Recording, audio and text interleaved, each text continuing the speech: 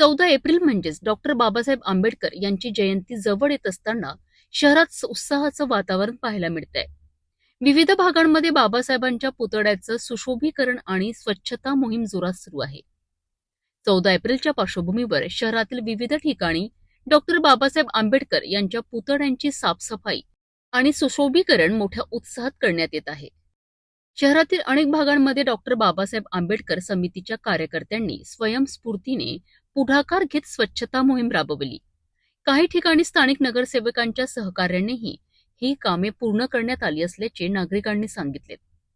भीमनगर येथील नालंदा बुद्ध विहारात कार्यकर्त्यांनी एकत्रित येत मोठ्या प्रमाणात साफसफाई केली आहे. या कामात नगरसेविका सोनाली नाईक यांनी विशेष सहकार्य केल्याचे स्थानिकांनी सांगितले.